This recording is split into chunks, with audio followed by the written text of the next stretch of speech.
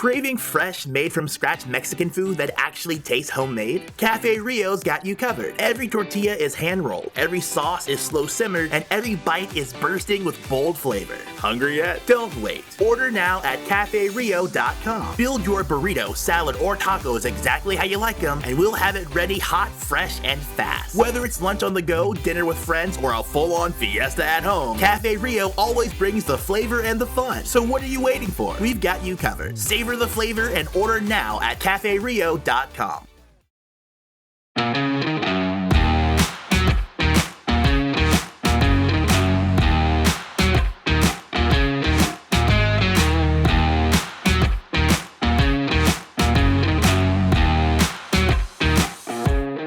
You're listening to the Utah Checkdown podcast. And now your host, Josh Furlong.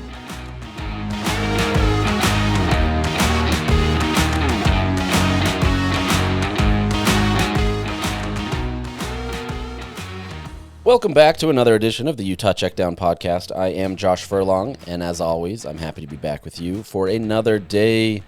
Man, it's been a busy week, and I apologize because I wanted to get this podcast out Monday, and that just wasn't happening with a lot of the news that was happening around with Kalani Sitake, with conversations happening about Utah and kind of all the things that are going on there. And it's just been kind of a whirlwind of stuff the last couple days, and so we're wrapping up the early signing day today, and I'm gonna squeeze in this podcast in the middle of that. So yeah, hopefully I can give you some information on everything, and it won't be outdated by the time you listen to this. Things are changing fast this week, and obviously it's been crazy. But that's the time of the year. The season is not officially over yet. Obviously, Utah will still have a bowl game, but this is where things start kind of progressing to the next year and the off season and everything that way. So there's been a lot of movement that way. So we're gonna talk about all that and get into it. So today we'll do a little conversation on the signing day. What took place and all that. Look at Kyle Whittingham's timeline and what the future holds for Utah football. A look back at Utah's 10-win season and what it means for this season as well as moving forward. And then we'll look at some bowl destinations for the Utes. We'll find that out Sunday. But there's some breadcrumbs and some conversations that I've had that have kind of lined us up to where we're at. So we are going, we're going to get this going and talk about all the changes. So here we go. So let me first tell you about our partners at Cafe Rio. Craving fresh, made-from-scratch Mexican food that actually tastes homemade? Cafe Rio's got you covered. Every tortilla is hand-rolled and every sauce is slow-simmered. And every bite is bursting with bold flavor. Hungry yet? Don't wait. Order now at CafeRio.com. Build your burrito, salad, or tacos exactly how you like them. And we'll have it hot, ready, fresh, and fast. We've got you covered. Savor the flavor and order now at CafeRio.com. All right, let's start with signing day. As of this recording, Utah has 14 players that have committed, have signed, with an additional 2 more that have committed and that will sign, and then an additional 2 more that probably are going to be flipped here in a second. So, so Utah is still, in a smaller class, I would say. That was kind of the intent the entire time with so many freshman players coming in this last year and being an impact player. Utah really didn't need to go that far with a lot of their recruiting, as well as, there's going to be heavy movement in the transfer portal and different things that way. And so it's still kind of keeping a balance there in between all of this and kind of putting it all together. So as of right now, like I said, 14. The class came in pretty quick this year. In some years, you're waiting till, 3, 4, next day, whatever it may be. Most of these came in pretty early, and there haven't been too many changes. So so far so good for Utah and what they do. The biggest news there is they sign officially Kelvin Obot. So this becomes the first 5-star recruit that's ever signed with Utah. This was obviously trending that way for a long time. He committed on July 1st. And really just kind of locked it down from there. There wasn't, looking for other destinations. He wasn't trying to keep his recruitment open necessarily and trying to keep a wandering eye, so to speak. This has always been Utah since he committed, and they get their guy. And so, he's rated the number 3 overall player in Rivals on 3. So pretty big news there.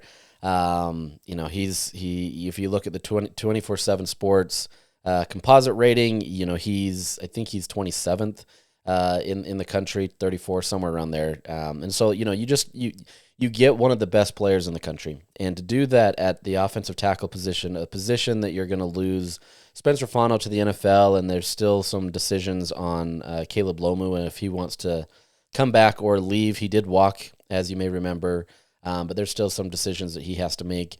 This is a big boon for Utah. And so you get a lot of that back, and, there's a lot of optimism that he can kind of be a day one starter and really take the reins from Spencer Fano. And so, good opportunity there, for it to be a 5-star offensive tackle, that it's perfect sense for Utah. Utah wants to win in the trenches. They want to be physical. They want to just dominate. And I think you're going to see a little bit more of that as this continues. So, there's some interest there in being able to kind of keep this moving and keeping those offensive linemen moving through Utah with Jim Harding and kind of the success that he has had. And so Utah does sign, as of right now, 4 additional linemen. And so there's, big emphasis there, obviously, with Utah going through kind of the transition year where you're losing essentially everybody on that offensive line, at least the starters. There are some good depth pieces that can be your starting caliber players next year. But for the most part, you're losing, that whole unit. And so it's going to be really interesting to kind of see how that comes together and see what Utah's able to do. But, that's the nature of the game, and you ride that hot hand and trust that Jim Harding can get his guys up to be at that level. So you get a lot of the linemen there. That's going to be a big boon for Utah. You get LaMarcus Bell, a running back from Oregon. He's the number 2 rated player in the state of Oregon. Pushed off some late pushes from Oregon, and really just locked in his commitment to Utah. He shares the same agent as Bird Fickland, and so there's obviously a good connection there, and being able to have kind of that understanding of what Utah is. And so that's a great opportunity for Utah. And so, you get a lot of potential there. And so beyond that, there's a lot of different players that aren't too unfamiliar to Utah fans are in the mix of recruiting. And so there's not too many changes. Utah did flip a commitment today from Michigan State.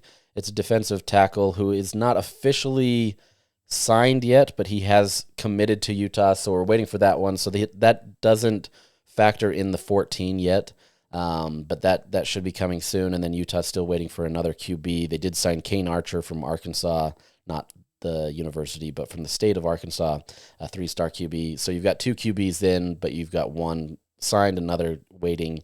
And we'll get there. There's also, a lot of talk this offseason, this whole season, excuse me. I don't know. We're already trying to hit off-season mode, I guess, apparently in my brain.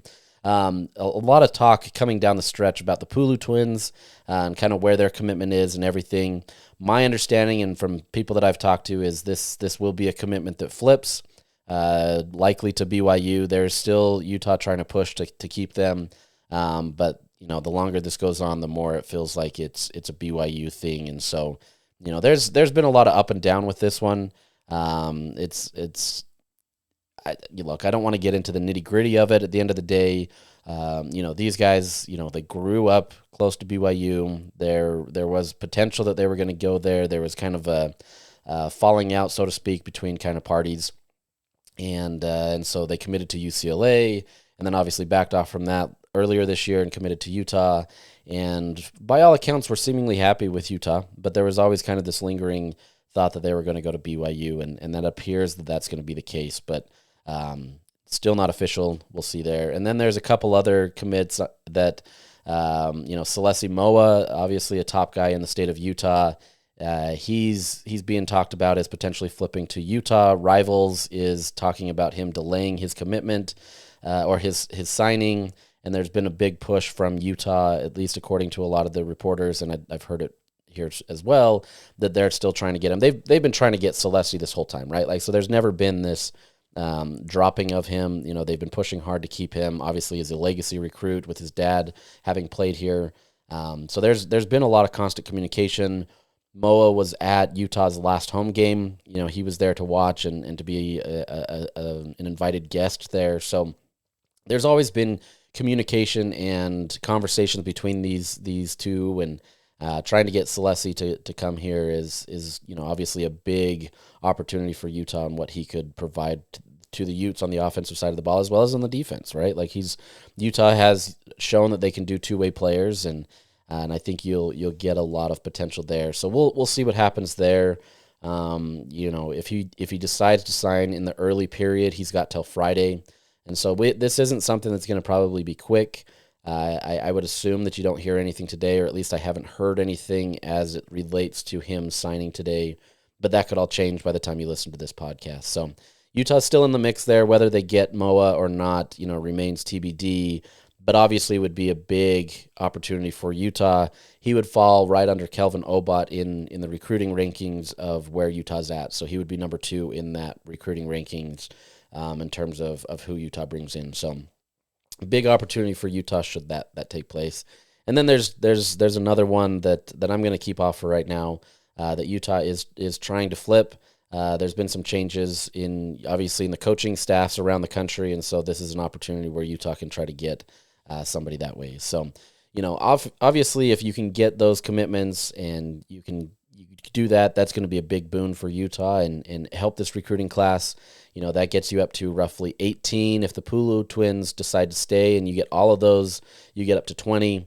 A decent sized class, and I think that helps, especially on the side where Utah needs the help to get more wide receivers, right?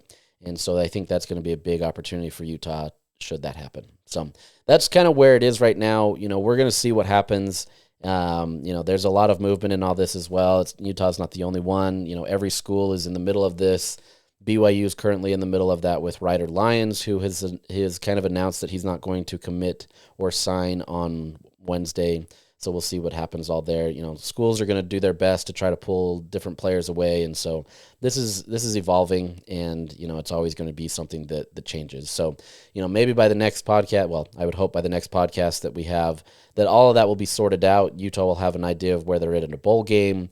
We'll have an idea more of kind of the transfer portal stuff.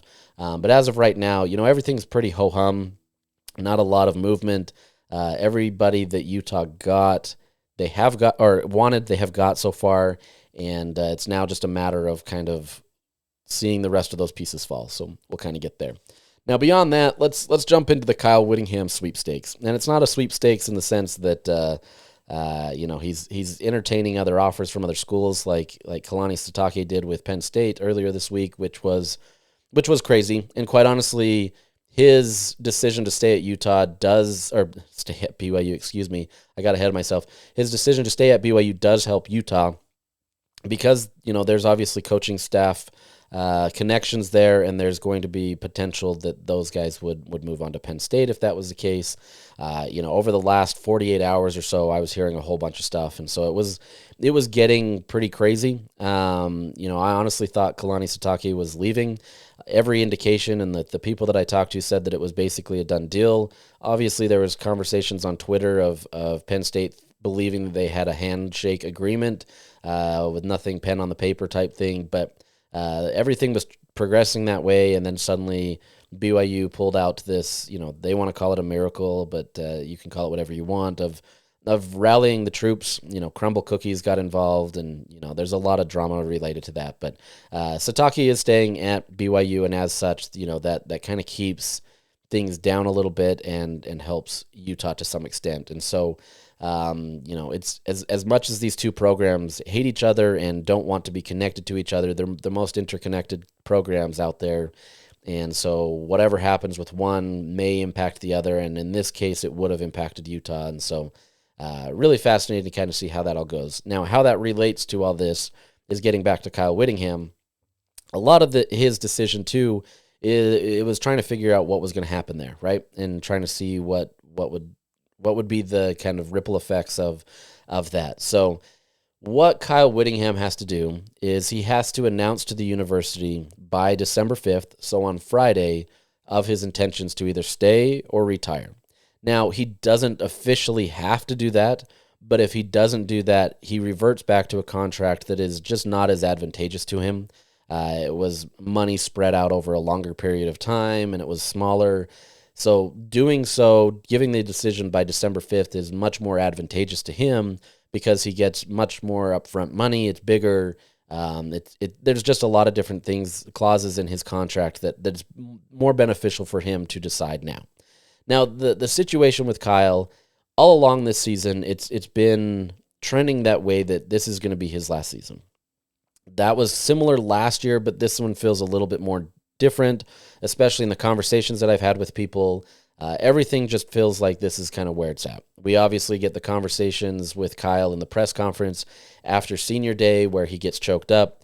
We talked about that. It felt more than just being about the seniors, though that absolutely is a genuine personality with him of his seniors. And I know some people say, well, he doesn't get choked up with seniors at all.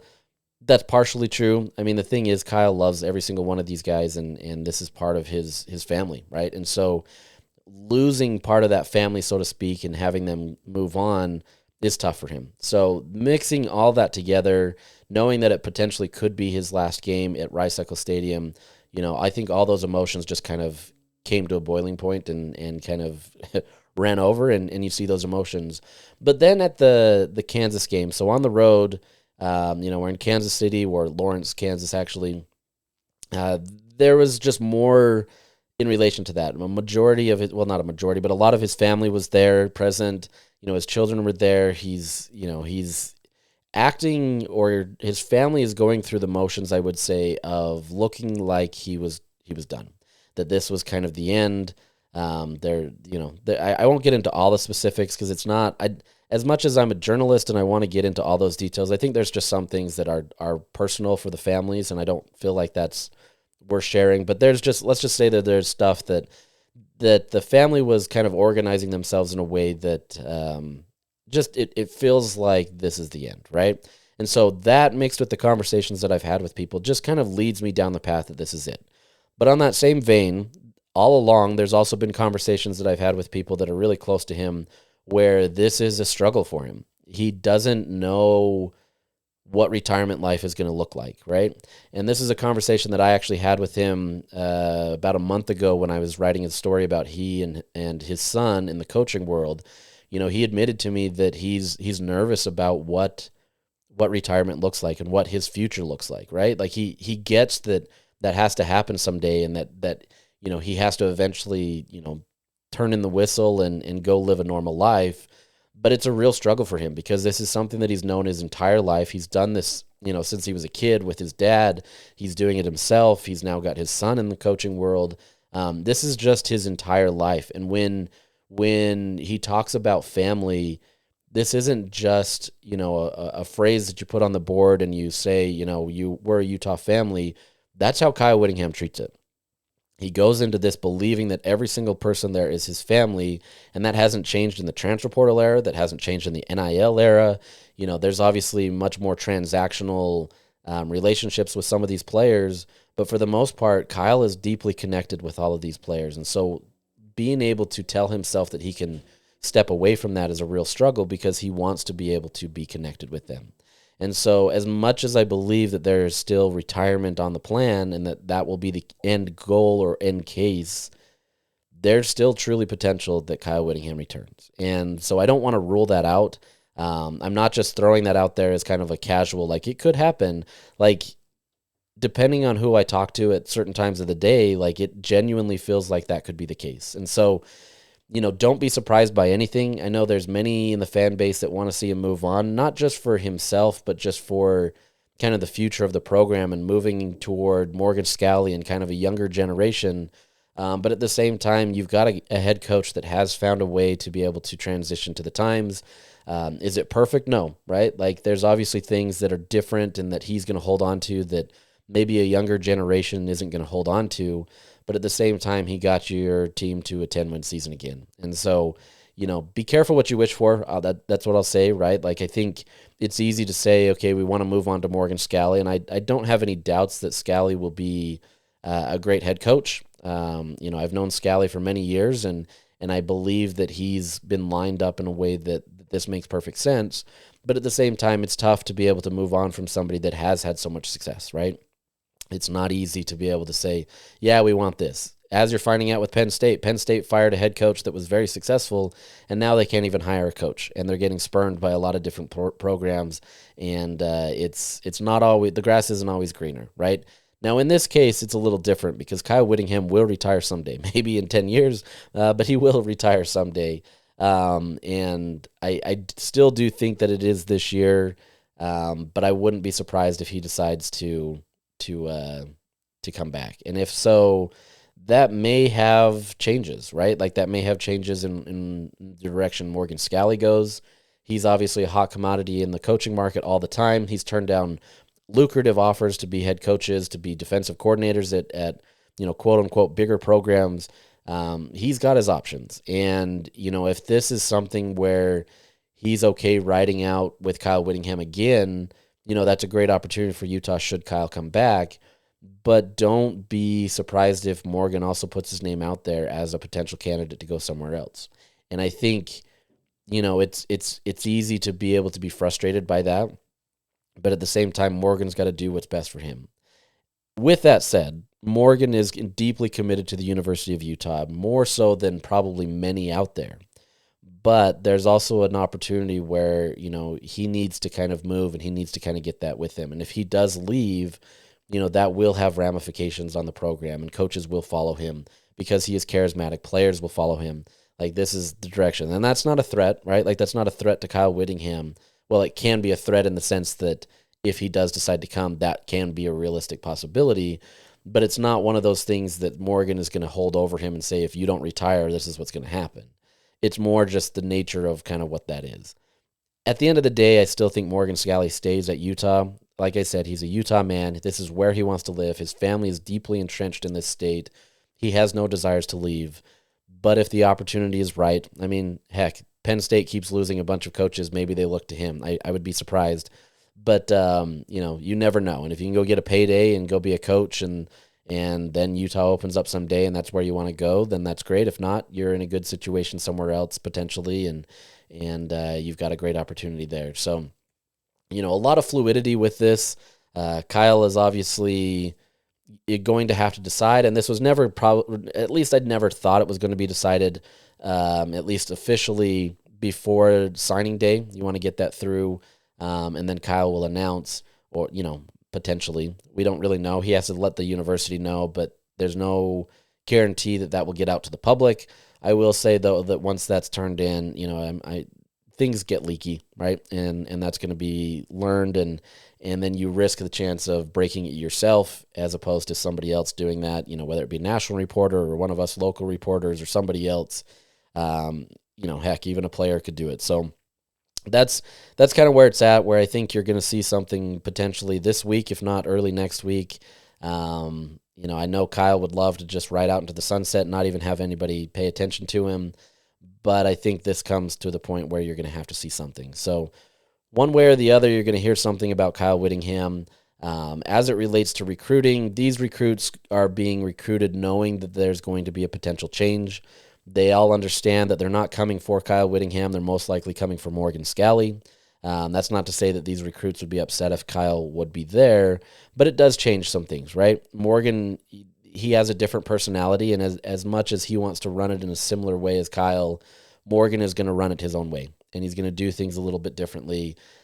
He does it in a way that still demands a lot of the respect and the attention and the family, and attention to detail, but it's different, right? And so we'll see what that is. Until that actually takes place, we won't know. So there's not going to be any surprises to any of these kids that have recruited or been recruited and signed today. It's all pretty well in the mix that this is there. Kyle isn't shy of talking about it, right? Like, this is not something that is a surprise. So don't be surprised if you see Kyle Whittingham come back. I think it is leaning somewhat more that way, but I still lean, maybe we'll go 55-45 right now of Kyle walking away. I think if he can just finally get over the fact that he can retire and that he can have a life outside of football, whether that be, going to his son's football games, hanging out with his grandchildren, still being connected with the university through his contract that makes him a special assistant and deeply connected into the program. There's always going to be a connection. It's just a matter of turning in your own whistle and letting others do it and just being kind of an observer instead of the main participant. That's the biggest question. So, I think it's going to be interesting. We'll see what happens. We should get that in the coming days, and hopefully we'll have a better idea of what Utah football looks like after that. If it does transition fully to Morgan Scalley, I'd have to imagine there is many of the staff members that will stay, but there will be changes. And, that's just the nature of him trying to create his own staff. Who becomes defensive coordinator? Is it Sharif Shah? Is it, Colton Swan? Is it somebody else? I know a lot of people want Jay Hill. I don't think Jay Hill's coming back to Utah as much as you want to wish that. Sure, there's always potential, and he and Scalley obviously have a great connection or have had a great connection, but at the same time, that's not a guarantee, and BYU is going to do whatever they can to keep him because they love him dearly, and clearly he and Kalani have got something special there that they work together. So, we'll see what happens. I think that'll all be interesting, and maybe next time or this time next week we'll be talking about that transition. But most likely it's going to be business as usual. There's not going to be a lot of conversations about what this is going to be. There's going to be a lot of focus on the bowl game. Potentially Utah should have a lot of its players still in that, and so it's not as much of an exhibition as it traditionally is, but that's still TBD. There's a lot to learn before that, and we'll get into those destinations here shortly. Now, before we do that, let me tell you about our other partners, Canyon View Credit Union. At Canyon View Credit Union, it's on the house. Close a mortgage and get a free appraisal up to $600. To learn more details or apply, visit canyonviewcu.com. All right, let's take a little look back at the last game of the season. I'm not getting into the nitty-gritty there, right? Like I don't need to recap every little moment of it. Utah obviously didn't look as clean for most of that game as well, and then finds another level in the fourth quarter again in back-to-back weeks. The defensive effort was a little bit better. It was a lot better in the sense that you got 3 interceptions, but it still wasn't perfect in terms of how they did against the run and tackling and all that. Those are problems that have been the case for the entirety of the season, but not nearly to the level that they were this last little bit. So you get that. It gets you to, a 10-win season. There were some pretty heroic things going on there. Devin Dampier just absolutely sending it to Larry Simmons on a fake draw and, sealing the win, and Utah comes away with a 10-point win over Kansas to finish 10-2. And it's that situation there where I don't think people really recognize how rare a 10-win season is. And so looking at this for Utah, it's the first time in the regular season since 2019. There's been 10-win seasons, but they've been more as a championship or a bowl game. Well, bowl game wins haven't come a lot recently, but it's been mostly championships or something that way. And so 2019 was the first time or the last time that Utah has had a regular season 10-win season. And it's only the second in the Power 4 era for Utah. That's how rare it is. So, and I'm talking regular season. It's only the 4th in the regular season all time in Kyle Whittingham's era. And in Whittingham's tenure, so in 21 years, he's gotten 8 10-win seasons. That's what shows. That's what this season's about. Like as many how I want to say this. Fans obviously wanted more, right? And there's a good reason for wanting more because Utah was close to BYU. They should have, potentially gotten that win against BYU. I think that's how many feel. There were potentials there against Texas Tech, and obviously things didn't go well for Utah and Texas Tech. So you can't fully count that game in there, but it's a 3-point game at one point, and it's not easy. And so, you still feel like there was more there. But at the same time, don't gloss over a 10-win season because it just doesn't happen that often. Utah's one of only 15 teams this year in the Power 4 that finished with a 10-win season.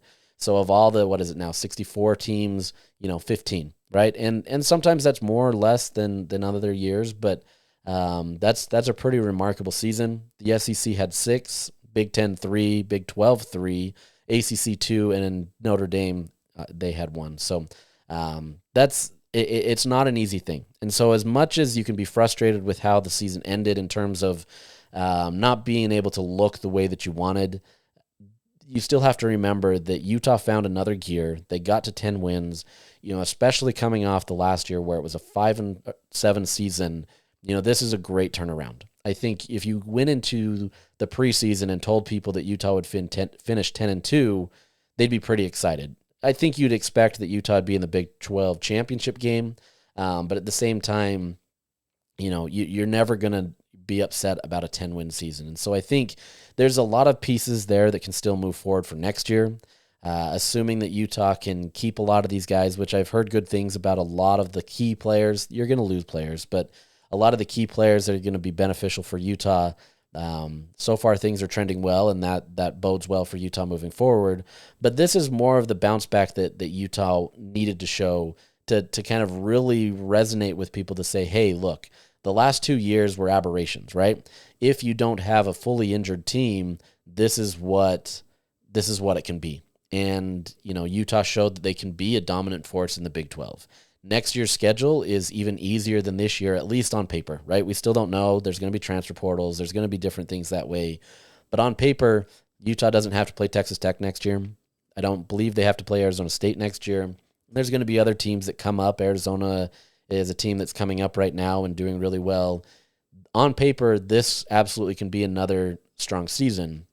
But you needed the year like this to kind of prove that Utah was back, that Utah can compete in the Big 12, that Utah can be in the mix of these conference title games, and they can be in the mix of the playoffs. And yeah, the Utes aren't going to the playoffs, right?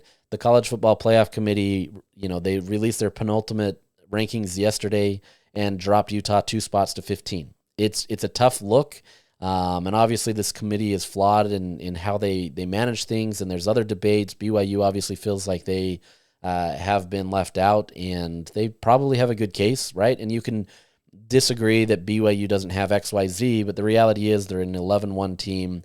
They've got a good resume. They've done exactly what they needed to. Those things matter, right? And they're not in there. You've got Miami, you've got Notre Dame, you've got all these teams that are kind of in that mix that are frustrated that they're not in there. Vanderbilt. There's a lot of teams out there, and Utah's in that mix. And so, it's not an easy situation, but at the end of the day, you're in the mix for that. You've got an opportunity to be in Big 12 championship games. You've got the playoffs on the disposal. Like, that's where you need to be. And if you can be Utah, you can and be in that mix, you're going to be in a good situation. Things are going to trend upward.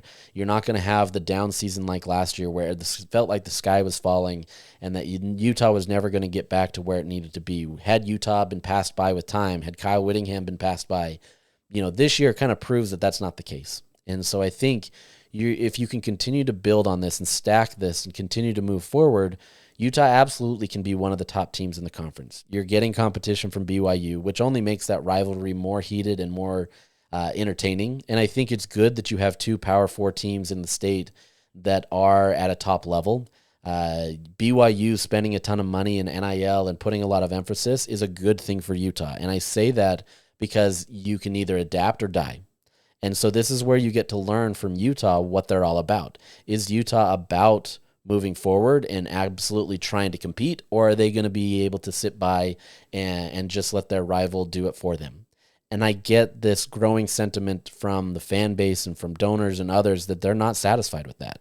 Now, you're competing with a lot of money, but at the same time, it's a galvanizing moment that allows you to be able to move forward. And now that you have a 10-win season to show and give the proof that you can do that, that kind of gives that weight that allows you to be able to move forward and say, hey, we've got to go compete with these guys or we're going to get lost. And both of those 2 programs are going to be doing that with Texas Tech, who has seemingly unlimited money and is able to do whatever they want. Now, there's certain regulations and rules that have to be checked here, but at the same time, the NCAA is still kind of a Wild West. And so until somebody actually gets flagged or things change, most of these teams are going to continue to invest a ton of money into these programs and trying to force this to be a bigger and better operation. And so this is a good opportunity for Utah to now have that weight behind them to say, hey, we are a 10-win team. We are a team that can compete in the Big 12. Now, if you give us more resources, look at what we can do. You see that with BYU. You see that with Texas Tech. Now, if you can compete with that, that's going to be better. And it's obviously an arms race, right? Like there's things where it's going to burst and it's not going to work effectively. And so Utah has to be careful with that. But I think it can serve as a great opportunity for Utah to kind of recognize where they're at, where they want to be. Obviously, there's a desire to be in the, whatever the final destination is of the Power 2 or Super Leagues or whatever it may be. That's Utah's destination. That's where they want, right?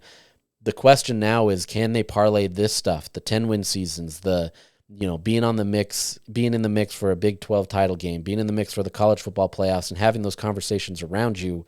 Can you parlay that to the next level? Or are you going to be still just a step behind and not be able to be there? And if you allow your rival to do that and they get it and you don't, that absolutely changes everything for you. And then then the sky is falling and then everything's in a world of hurt. So I know the University of Utah's president, Taylor Randall, has this vision. He wants to move forward. He wants to be able to get Utah into these higher destinations, but it's going to take a lot of effort. And, I'd like to say it's all money, and a lot of it is, but there's going to have to be different things like this 10-win season, stacking those, keeping recruits, keeping top-tier talent in the state, keeping it in your program and not letting others, quote-unquote, big-time programs poach you.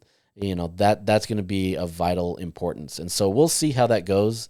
It's never going to be perfect, right? Like there's going to be players that move on. There's going to be different things that distract or take away, or donors aren't going to come for certain reasons, but it's always trying to keep at the forefront of that. And Utah's kind of in that mix, right? Where they want to be at the top and they want to compete. They're not quite there yet.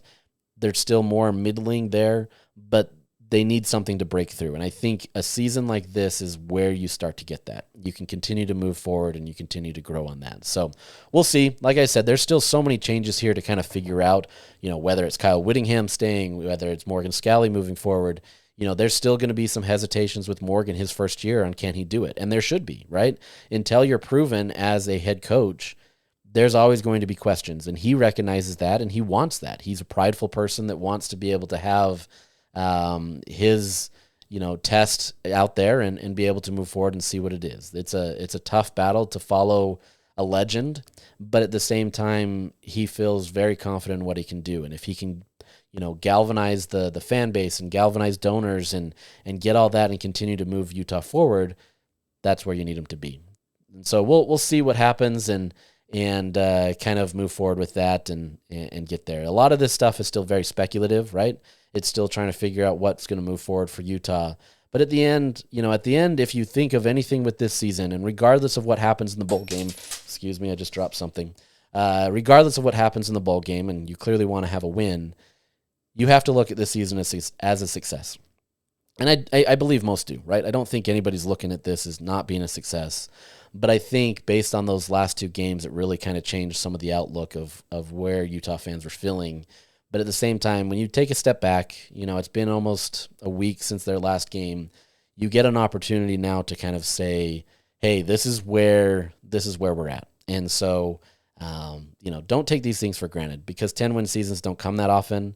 I know that's kind of the goal every program has is to have 10-win seasons or double-digit win seasons, but it's just not that easy. And it only gets harder now in this era of the transfer portal where programs can re-envision themselves overnight, and you've got much more talent coming out than ever. And yeah, there is some consolidation of powers with some programs, but for the most part, it's equalizing it out. And to be able to stay on the top, it takes a constant push to be able to get there and move forward. So I don't want to belabor the point. I don't want to continue that. Obviously, 10-win season is important. And so, that's where it is. So let's close today with just bowl destinations and kind of where things are at.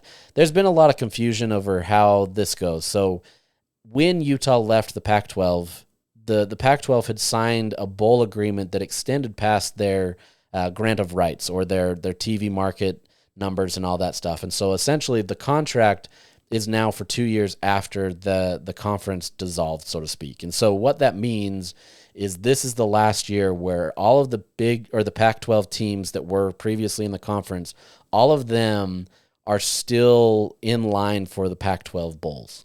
And so unless you're in a college football playoff bowl game or one of those playoff spots, you're now slotted into the Pac-12. And so Utah is in the mix with USC, Washington. Oregon's going to be a playoff team most likely.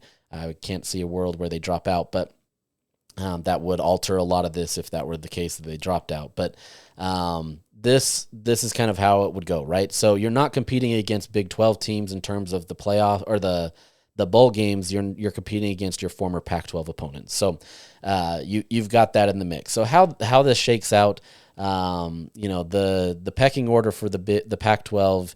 Obviously, the playoffs are what they are, and so you get that. And then beyond that, the Alamo Bowl, as you may remember, is kind of the top bowl game that the conference can choose from. It then goes Las Vegas, and then it goes Holiday Bowl. And those are going to be the bowl games where Utah's in the mix for. If you know or may remember, bowl committees, so the people that select the teams for these bowls, they can choose a team within one win or loss of the team next to it. So, Utah is at 10-2. For example, USC is at 9-3. So that fits in that realm where even though USC is below Utah record-wise, they can jump Utah in the bowl things or the bowl designations if the committee wants them. And this is a situation where the committee is likely going to pick USC for the Alamo Bowl simply because USC has never played there before. It's a top-tier destination for them. They want to have the Trojans come there.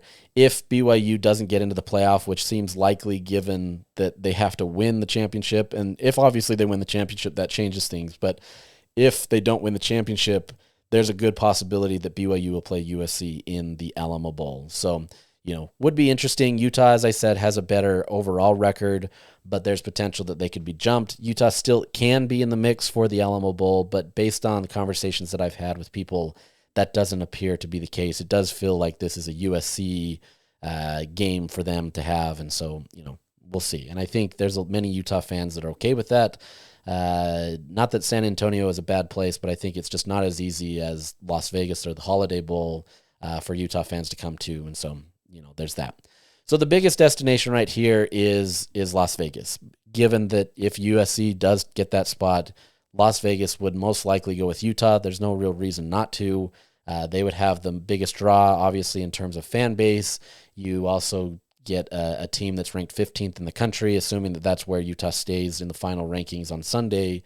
But you get a ranked team coming in there paired up with a Big Ten team that has potential to be a good game. And as in years past where this was right before Christmas, you may remember the terrible game on December 23rd, the day before Christmas Eve, where Utah limped into the Las Vegas Bowl and had to play Northwestern and ended up losing that game. Like, this is a different situation for Utah, and I think there's a lot better opportunities for Utah, and the game itself can be better, so we'll see. So that's Utah's side of it. Who would they be paired up with, though? That's the biggest question, right? And so the Big Ten has the Vegas Bowl as their third lowest bowl game in their pecking order. And so it goes, obviously, the college football playoffs, and then there's the Citrus Bowl, the ReliaQuest Bowl, and then the Las Vegas Bowl. So assuming from the Big Ten that Ohio State, Indiana, and Oregon are all playoff teams, those teams are going to be out of that mix. USC is going to the Alamo Bowl, but they're a Pac-12 team, so that doesn't factor into that. So the next highest one would be Michigan. Michigan would fall to the Citrus Bowl, which seems like their destination. There's potential that it could be Michigan and Alabama, Michigan and Texas. Probably not Alabama, but Michigan and Texas. Who's not going to want that game in the Citrus Bowl? You're going to take that. ReliaQuest Bowl, this is where things get a little tricky. But it looks like it's probably Iowa going to that. With Iowa being ranked in the College Football Playoff Committee rankings, ReliaQuest is going to take them. You're going to want them, and so it's going to be kind of the situation there. But there is potential that Illinois could be there. I just don't see it. I don't see Illinois being the game there. So Las Vegas, essentially, if it falls to the projected order in terms of standings, it would be Utah versus Illinois. I don't think that's how it's going to be. I've heard a lot more conversations about Utah and Nebraska. That seems to fit more. Nebraska does not have Dylan Raiola anymore at quarterback, and so there is a difference there. But they do have a great rusher, which would be detrimental to Utah. However, we'll see if he decides to play. If that were to be the case, we'll break all that stuff down. But Nebraska would be probably the most entertaining game. Obviously, an old blue blood that would be coming up against Utah would be a great opportunity to be able to play against a traditional Big Ten team now. This would be a great opportunity. There is a small chance Iowa's there. I doubt it. There's also potential for Minnesota to be there involved with Illinois as well. So really curious to see what happens there. There is potential to drop to the Holiday Bowl, but I doubt it. Washington is probably pegged to be in the Holiday Bowl. I don't think it's a lose-lose if you get to the Holiday Bowl, but I think Vegas feels like the most likely. And so what that would be, it would be a New Year's Eve game that would be played in the afternoon of New Year's Eve, so you can go watch the bowl game at Allegiant Stadium and then do whatever you do on New Year's Eve in Vegas. And I'm sure, there's going to be a lot of things where whatever happens there stays there type. But, that's for you to decide. So this feels like a good opportunity for Utah. In terms of meaningless exhibition bowl type games, this feels like one that can at least have some juice. The date fits. Utah fans are going to be excited to go there. It's after Christmas. You're not trying to go up against that. You've got an opportunity where you get to be in this large party city on one of the biggest party nights of the year. It all kind of fits. And so we'll see what happens. It's not a guarantee by any means, but it's feeling much more like a guarantee at this point. So if you're gutsy, go get your tickets. If you're flying, if you're driving's probably the easiest way to do this last minute. But that's probably where it's going to be, and I think that's probably a great destination for Utah given everything. So one more trip in Vegas. I know people love to consider that as Rice-Eccles Stadium South, another one. So we'll see. I think it's a good opportunity, but I think overall this is a good opportunity for Utah to kind of end the season, and we'll see what happens. It could be Kyle Whittingham's last bowl game. It could be just the stepping stone to another another year, excuse me. We'll see. Or he just decides to walk away and let Morgan Scalley coach that. I don't think that ever happens, but crazier things have happened, and we'll see. So this is going to be an entertaining last few days of this week. Moving into next week, on Sunday you will get the official designations. So the college football playoffs will be released, and then we'll see where Utah lands. So it's gonna be an entertaining weekend. Utah obviously is sitting on the sidelines watching championship game weekend. Use that as motivation, I guess, to get there next year. But you've got a lot going for you, and assuming that you can continue to get these recruits that you want, and continuing to get the transfer portal and lock up a lot of the players that are impactful players, a la Devin Dampier, Bird Ficklin. If you can keep both of those together, which it's trending towards both of them staying, potentially, that bodes really well for Utah. And there's a lot of pieces that you can build off, especially if those two stay. So really fascinated to see how this goes, and I'll keep you posted on all of that as we go. We're shifting a little bit more to the off season in terms of football. We'll start getting in some basketball and eventually some gymnastic stuff, but we'll primarily keep this still a football podcast and continue to kind of do things there. I'll try to get some guests on moving forward. As I mentioned a couple times ago, maybe, I am officially merging with the full KSL entity. I don't need to get back into explaining how that all works, but potentially Bartle and I can continue to do things together, whereas before it was a little different relationship. So there's potential there. We'll see. I'm hoping to have a lot of fun and new engaging things to do, especially with this new partnership or merger. And so we'll see what happens. But with that, we're going to sign off today, and hopefully none of this is outdated by the time you listen to this. There's going to be some. You're going to get some new recruits, and there's going to be some new things happening. But, I wish you all the best. Enjoy the conference championship weekends. We'll see what happens on Sunday, and we'll go from there. And then we'll be talking probably Las Vegas Bowl, talking transfer portal, we'll talking all that kind of stuff. So we'll go from there, but I appreciate you listening today, and we will chat with you later.